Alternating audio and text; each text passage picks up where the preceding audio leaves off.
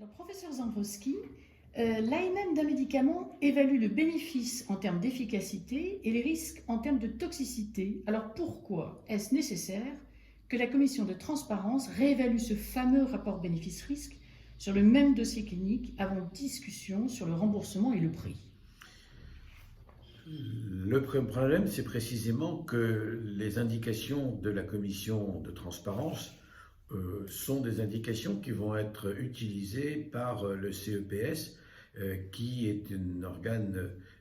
qui dépend du ministère de la Santé, de l'économie, qui dépend de l'assurance maladie, donc un organe de paiement qui ne veut pas être juge. Alors pour juger, bien sûr, il pourrait se fonder exclusivement sur ce qu'il y a dans la décision que la Commission a entérinée à partir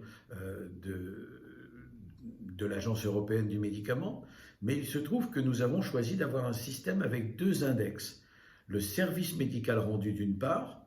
et l'amélioration du service médical rendu d'autre part. Alors que s'agissant de l'autorisation de mise sur le marché, n'importe quel produit qui a une efficacité satisfaisante dans l'indication revendiquée, qui a une tolérance de bon niveau, notamment par rapport à l'efficacité et à l'indication revendiquée, qui est convenablement fabriqué et convenablement contrôlé, va recevoir une autorisation de mise sur le marché. Ça ne préjuge pas ni de la manière dont le produit peut être utilisé, ce qui va donner lieu chez nous à la place du produit dans la conduite du traitement, et puis l'amélioration, le bénéfice supplémentaire apporté par ce traitement par rapport à ce qui est déjà disponible, quelle que soit la classe pharmacologique, quelle que soit la posologie, la voie d'administration. Bref, d'une manière générale, tout se passe comme si notre système de protection sociale ayant comme seul objectif l'amélioration de la santé, la longévité du patient ou sa qualité de vie, eh bien on avait besoin d'une part d'apprécier le service médical rendu, qui peut être considérable, mais l'amélioration du service médical rendu par rapport à ce qui est déjà existant, qui peut être nul. Pour donner un exemple caricatural, un générique a par définition le même service médical rendu, puisqu'il a la même efficacité thérapeutique, mais il n'a pas d'amélioration du service médical rendu par rapport au princeps dont il est une copie. On pourrait dire la même chose d'un médicament qui vient en deuxième ou en troisième position dans une classe thérapeutique. Il a un service médical rendu qui peut être important, voire majeur, et une amélioration qui naît de... Bon. Et dans ce cas-là, ça va permettre à la commission chargée de négocier le prix, eh bien de dire, vous ne nous apportez pas, vous n'apportez pas à nos malades, dont nous sommes les défenseurs, vous n'apportez pas d'amélioration médicale, médico-clinique, et donc on va vous demander d'apporter une amélioration économique à l'équilibre de nos comptes. Vous avez une amélioration du service médical rendu qui n'est pas significative, et donc vous allez être proposé à 10-15% moins cher que le produit dont vous êtes une autre version, mais pas plus qu'une autre version. Je ne parle même pas d'un MeToo, c'est-à-dire une forme de variante très très peu différente, mais non, une autre molécule, même un autre mode d'administration, une autre classe thérapeutique, peu importe. Au fond, le système français se veut le défenseur du malade. Il ne faut pas oublier que nous sommes un système bismarckien et qu'à l'époque du chancelier Bismarck, l'idée était d'avoir une sécurité sociale qui apporte une assurance à ceux qui tombaient malades. D'ailleurs, nous avons une assurance maladie et pas une assurance santé. Les moyens injectés dans la prévention n'ont été augmentés que tout récemment, ces derniers jours, à l'occasion des toutes dernières décisions du PLFSS et de la loi de finances. Donc le fait de s'apercevoir que la santé est un bien collectif, un bien économique pour la nation tout entière, est tout à fait récent.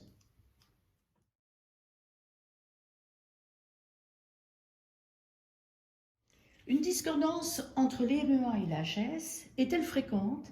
et dans quel cas survient-elle généralement? La différence sur l'efficacité du médicament, elle est exceptionnelle, elle n'a pas lieu d'être à dire vrai. Les critères sont les études cliniques, les données de la littérature, ce que l'on sait sur l'efficacité a priori du médicament, et il n'y a pas vraiment de raison que l'analyse de ces données par les experts de l'EMEA soit différente de celle des experts de la commission de transparence. Par contre, sur la différence entre ce produit et son inscription dans la prise en charge d'un patient et puis les produits existants jusque-là peut être différente, d'autant plus différente que l'EMA ne s'y intéresse pas. En d'autres termes, encore une fois, l'EMEA donne une autorisation de mise sur le marché à un produit qui est efficace dans l'indication revendiquée, raisonnablement toléré par rapport à cette indication, bien fabriquée, bien contrôlée, et ne peut pas ne pas donner l'autorisation de mise sur le marché. Et il ne dit pas du tout, l'agence européenne ne dit pas, et la commission qui valide cette autorisation à l'échelle des 27 plus 3 pays qui sont concernés, ne dit pas si ce produit doit être en quelque sorte inscrit comme prioritaire, être dans les recommandations, ne dit pas si ce produit vient remplacer un autre qui passe de mode, ou bien si ce produit est une alternative parmi d'autres existants. Et il n'y a pas donc de divergence, il y a un complément d'information sur l'appréciation de ce nouveau produit par rapport au produit existant. Il n'y a pas de divergence d'opinion, elle serait d'ailleurs difficilement compréhensible et les experts de l'agence européenne ne manqueraient pas de s'interroger sur la différence d'évaluation. Le bénéfice est une chose, la variation positive ou négative du bénéfice en est une autre.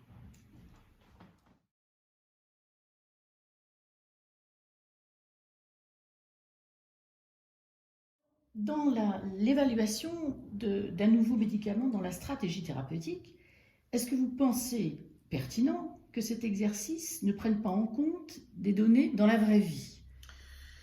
Dans la mesure où le travail de la commission de transparence se fait préalablement à l'admission du produit au remboursement, sa mise à la disposition des prescripteurs dans les officines ou à son usage hospitalier, il est difficile d'avoir des données dans la vraie vie. Le seul fait qu'un médicament soit normalement commercialisé crée une condition de vraie vie qui ne peut pas exister préalablement. Donc cette différence existe. Et c'est à ça que servent précisément les clauses de revoyure, si vous permettez l'expression, mais ça s'appelle comme cela, ou bien les registres que l'on va demander à l'industriel de mettre en place, ou en tout cas de financer, et qui vont permettre de suivre en conditions de vie réelle, avec des malades qui sont suivis par des médecins ne respectant pas un protocole d'inclusion, d'exclusion, etc., extrêmement sévère, des médecins qui sont d'ailleurs des super experts de la pathologie concernée, un ensemble de précautions qui s'imposent dans une phase 2 et une phase 3, c'est-à-dire préalablement à la mise sur le marché du produit, mais qui évidemment ne seront pas rencontrés dans chaque usage quotidien du produit, avec des médecins peut-être un peu moins experts, en tout cas on ne peut pas leur demander le niveau d'expertise des experts des commissions, bien sûr que non, et puis des malades qui sont polymédiqués, des malades qui ont de multiples pathologies, dont l'observance sera peut-être variable, bref, les conditions de la vraie vie, sans même parler des conditions économiques, c'est-à-dire qu'un médicament qui est vendu, ça n'est pas pareil qu'un médicament qui est mis à disposition gracieusement dans le cadre d'un protocole d'essai clinique. On a besoin de ces conditions de vraie vie pour revoir, réviser la juste place. Alors évidemment, on pourrait espérer que de temps en temps, cette clause de révision, au bout de 3 ans, puisse aboutir à une augmentation du prix, en disant le médicament rend finalement un meilleur service que celui prévu par les études phase 3 préalables.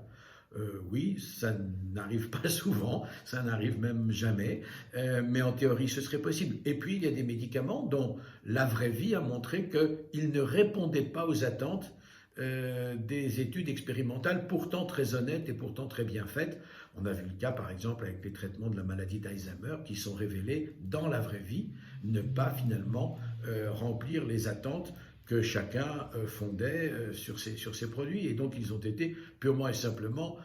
exclus du remboursement. C'est évidemment une mesure très, très sévère, très, très extrême, mais il n'est pas illogique qu'il y ait une différence. Encore une fois, on ne peut pas connaître la vraie vie avant la vraie vie.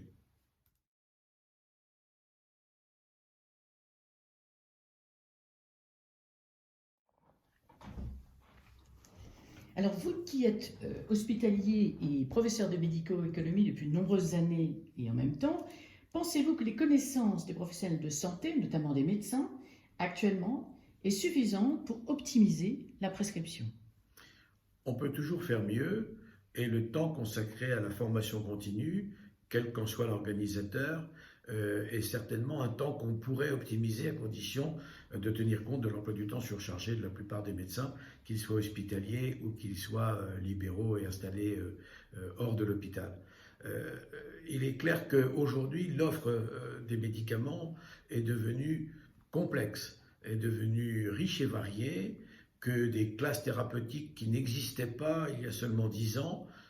aujourd'hui deviennent des classes prépondérantes. On traite aujourd'hui par exemple le cancer par des chimiothérapies orales prises à domicile et qui sont éventuellement renouvelées